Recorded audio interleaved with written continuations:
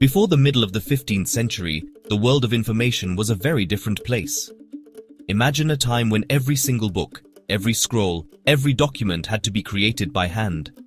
This was a world without mass communication, where knowledge was a rare and precious treasure, often locked away in monasteries or the libraries of the very wealthy.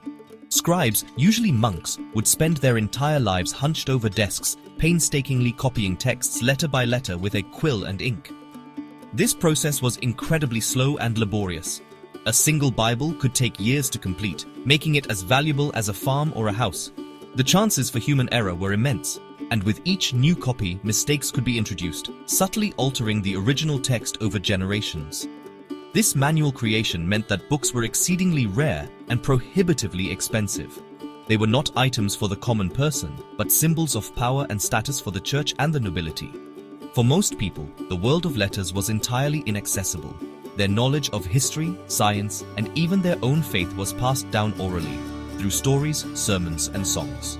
This created a society where information was controlled by a select few, who could interpret texts for the illiterate masses. The spread of new ideas was like a slow trickling stream, confined by geography and social class, unable to reach the wider population and spark widespread change or debate. The scarcity of written materials profoundly shaped society. Education was a privilege reserved for the elite, and literacy rates were astonishingly low. Without the ability to read, most people relied on the spoken word and the authority of their leaders, both secular and religious. This created a world that was, in many ways, static. Progress was slow because discoveries made in one part of Europe might take decades, or even centuries, to become known in another.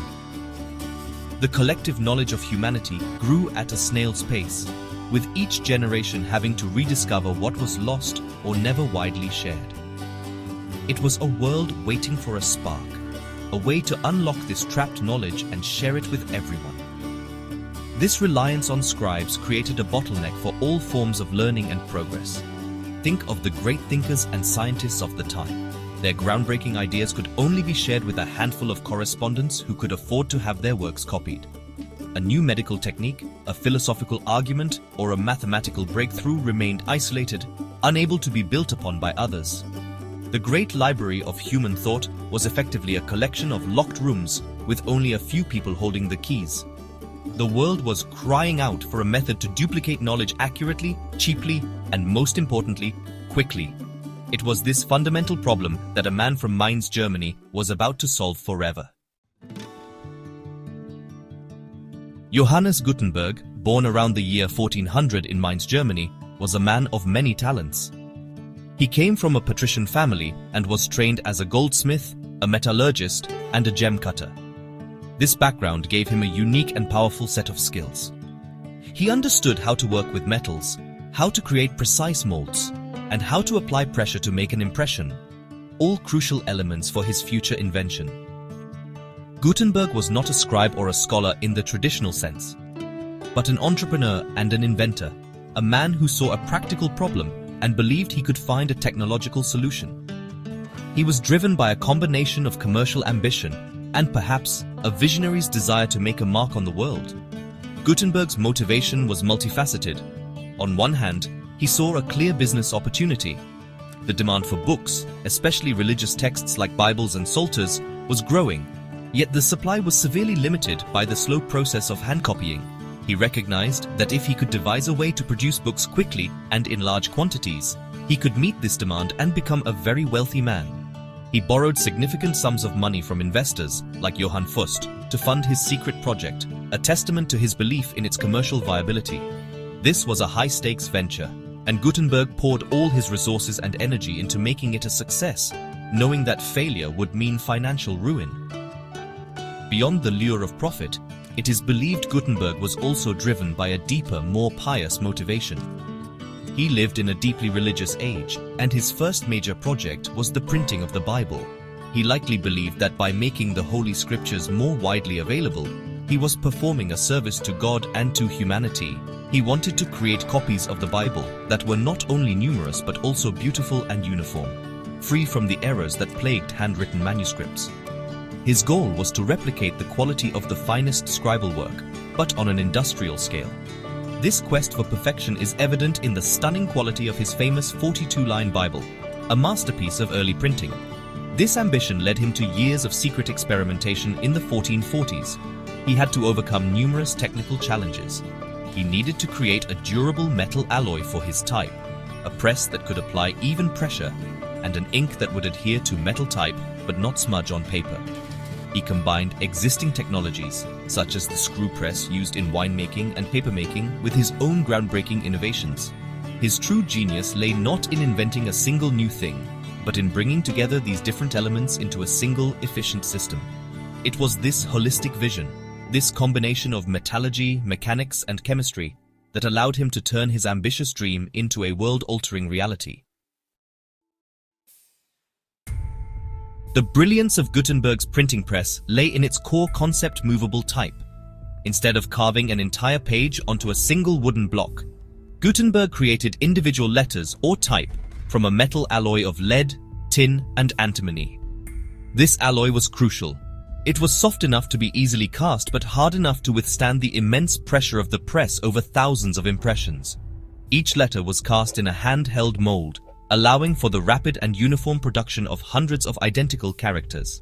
A typesetter could then arrange these individual letters and punctuation marks into words, lines, and pages, locking them into a frame called a former. This was the heart of the revolution. Once the page was set in type, the process of printing could begin. The typesetter would apply a specially formulated oil-based ink to the surface of the metal letters. This ink was another of Gutenberg's key innovations. Unlike the water-based inks used by scribes, it was thick and viscous, sticking to the metal type rather than running off. A sheet of paper, which was becoming more common and cheaper than traditional vellum, was then carefully laid over the inked form. The entire assembly was slid under the press, a large machine that looked very much like a wine or olive press of the era, which was its direct ancestor. The most critical action was the turning of the large wooden screw on the press. This simple mechanical action lowered a flat plate, known as a platen, onto the back of the paper with great force. The pressure was firm and evenly distributed, ensuring that the ink from every single letter was transferred cleanly and crisply onto the page. The screw was then released, the platen was raised, and the freshly printed sheet was removed to dry. This process could be repeated again and again, producing hundreds or even thousands of identical copies from a single setting of type. This was an astonishing leap in efficiency compared to the scribal method. After the desired number of copies were printed, the true magic of movable type came into play. The typesetter could simply unlock the form, break down the page, and redistribute all the individual metal letters back into their respective compartments in a type case. These same letters were then immediately available to be used again to set the next page of the book or a completely different text. This reusability was the system's greatest strength. It meant that the initial costly investment in creating the metal type could be spread across countless printing jobs, dramatically lowering the cost of producing each subsequent book and making knowledge more affordable than ever before in human history. The impact of Gutenberg's invention was immediate and profound, cascading through European society and forever altering its trajectory. The most direct consequence was the sudden availability and affordability of books. Within just a few decades of the first Gutenberg Bible being printed around 1455, printing presses had spread to hundreds of cities across Europe. A book that once took a scribe a year to copy could now be produced in hundreds of identical copies in a single week. This explosion in the quantity of written material meant that knowledge was no longer the exclusive property of the clergy and the aristocracy. It began to flow into the hands of a growing middle class of merchants, lawyers, and scholars. This newfound access to texts was a powerful catalyst for a surge in literacy. As books became cheaper, more people had the opportunity and the incentive to learn to read. For the first time, individuals could own a personal copy of the Bible, a book of poetry, or a scientific tract. This fostered a culture of private reading and individual interpretation, empowering people to form their own opinions rather than relying solely on the word of an authority figure. Universities flourished as students could now access and compare a wide range of texts, and education began to shift from rote memorization of a single approved work to critical analysis of many different sources, laying the groundwork for modern scholarship.